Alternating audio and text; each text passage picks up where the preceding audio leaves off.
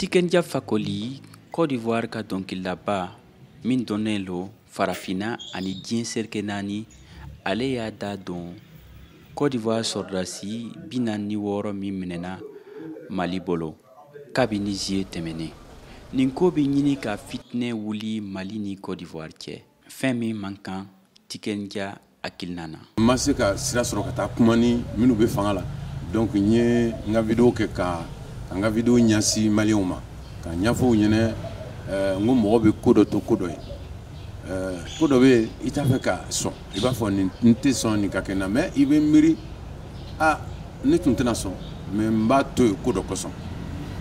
Donc n kɔni y'o vidéo kɛ ka ɲɛsin maliyɛnw ma parce que an bɛɛ ka hɛrɛ bɛ min na bi o ye ka nin ko ka dabila.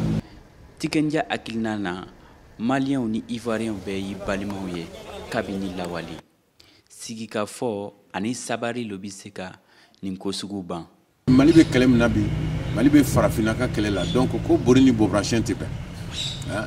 Bori ni bobarasiyɛn tɛ bɛn, c'est-à-dire que n'i bɛ kɛlɛ belebeleba la i n'i sigiɲɔgɔn i kana to ko dɔw ka kɛ n'o cɛ parce que o de b'i dɔn, voilà, o de b'i da fɛ, o de b'i dɔn.